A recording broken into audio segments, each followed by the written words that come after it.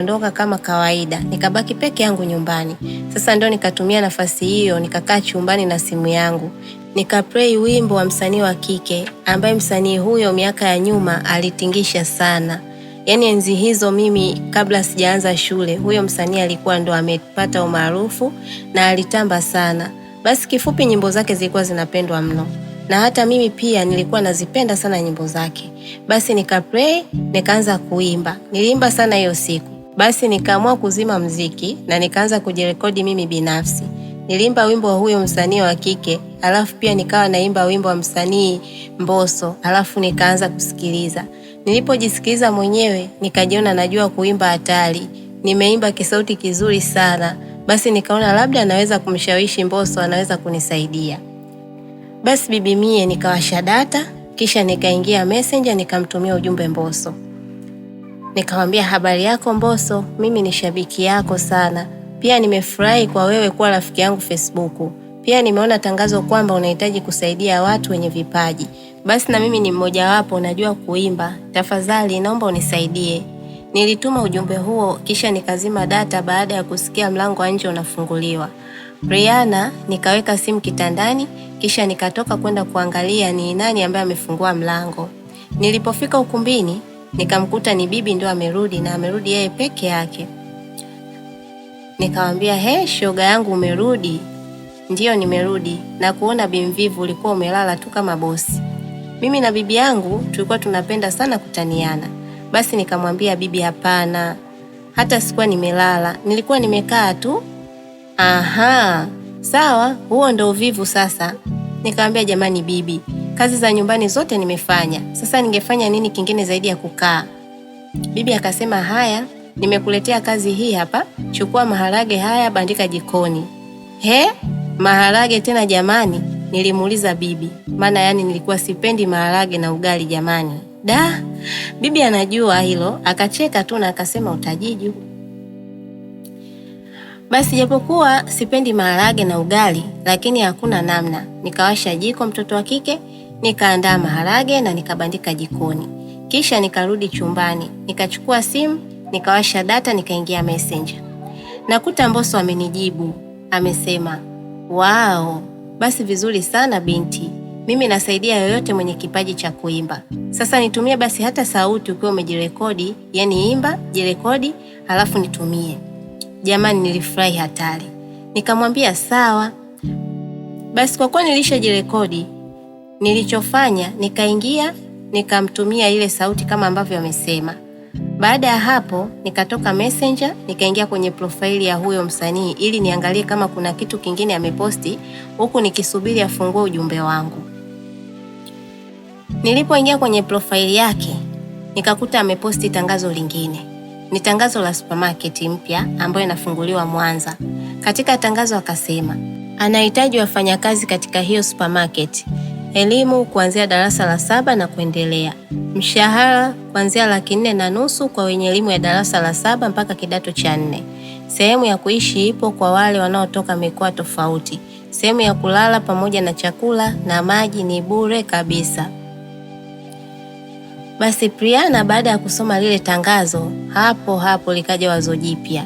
Nikafikiria niende kwenye hiyo kazi ya supermarket, na uzuri ni kwamba bosi ndio huyo msanii Mbosso. Kwao nikaona hapo naweza kupiga ndege wawili kwa jiwe moja. Nimpigie nimwambie kwamba nahitaji kazi na pia huo msaada wa kuhusu muziki pia nataka.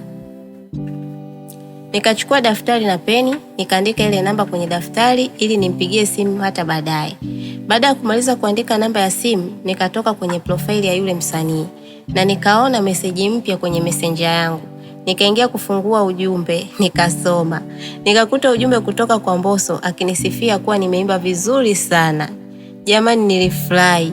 Akaniambia, "Jitahidi, una sauti nzuri sana, utafika mbali." Nikamwambia asante sana Mbosso, lakini pia nimeona tangazo la kazi ya supermarket. Mbosso akasema ndiyo, nimefungua supermarket huko Mwanza. Vipi unataka kazi? Nikamwambia ndio nataka. Mbosso akasema sawa.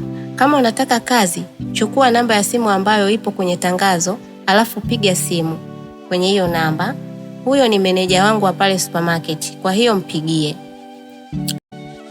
Akasema ila mimi pia nitampigia, nitamwambia kuhusu wewe ili akutunzie nafasi na asikuoji maswali mengi.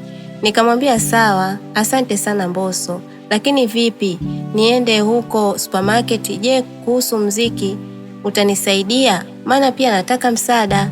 Mbosso akasema ndiyo, kuhusu msaada utapata, wala usijali. Wewe piga simu kwenye hiyo namba kuingize kazini. Alafu kuhusu swala la mziki niachie mimi. Nikamwambia asante. Tukawa tumemaliza mazungumzo mimi na Mbosso. Nilifurahi sana, nikaanza kupiga mahesabu hiyo 4,500 nikilipwa kwa mwezi, alafu kukani huko huko na chakula ni juu yao. Ina maana hapo nina uhakika wa kutunza zaidi ya 300,000 kwa mwezi, na baada ya mwaka nitakuwa nipo mbali sana, nitakuwa nimeshapata mtaji wa kufungua biashara. Hilo ndo lilikuwa wazo langu mimi. Basi sasa nikaenda dukani nikanunua vocha. Niliporudi nikaweka kwenye simu yangu, nikajiunga na nikapiga ile namba ambayo Mbosso ameniambia kwamba ni namba ya meneja wake, ndo nikapiga hiyo namba. Upande wa pili simu iliita na ikapokelewa. Nilikuwa natetemeka jamani, kwa mara ya kwanza kwenye maisha yangu naongea na meneja wa msanii mkubwa hapa nchini.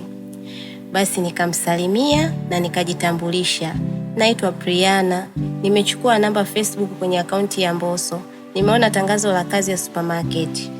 Akasema oh Priana, okay, nimekupata kwa sababu Mbosso amenipigia muda sio mrefu na akanielekeza kuhusu wewe. Nikamwambia ndiyo, ni mimi, naomba nafasi ya kazi kwenye supermarket yenu. Akasema sawa Priana, wewe upo wapi? Nikamwambia nipo Dar es Salaam. Aha, sasa supermarket ipo Mwanza, lakini kama ulivyoona kwenye tangazo, sehemu ya kulala ipo na pia utapata huduma ya chakula, umeme na maji, kila kitu ni juu yetu. Kikubwa ni utendaji wako wa kazi. Nikamwambia asante sana na kuahidi nitafanya vizuri sana. Je, una kitambulisho cha taifa? Nikamwambia ndio ninacho kaka. Akasema sawa, uje nacho hicho pamoja na picha za passport size 3. Basi yule kaka aliniambia niende na vitu hivyo na akaniambia niende haraka kabla nafasi hazijaisha. Akasema hata hivyo ni kwa sababu Mbosso ndo ameniambia, kwao nitajitahidi kutunza nafasi. Sasa wewe inabidi uje haraka, maana nafasi naitunza kwa ajili yako. Nikamwambia sawa, nitakuja hivi karibuni tu, hata wiki haitaisha. Akasema sawa, basi siku ambayo utakuwa unakuja utaniambia mapema kabla hujatoka huko. Nikamwambia sawa, basi tukawa tumekubaliana hivyo na tukaagana. Nikakata simu.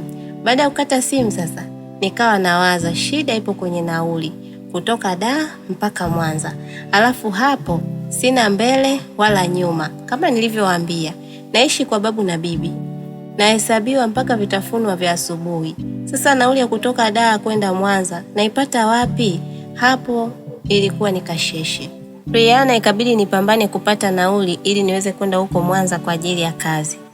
Sasa kwa bahati nzuri, siku hiyo hiyo usiku tukiwa tupo chumbani mimi na mamdogo akaniambia, Priana, mimi nimeanzisha mchezo kila siku 2,000, siku 5 anatoka mtu.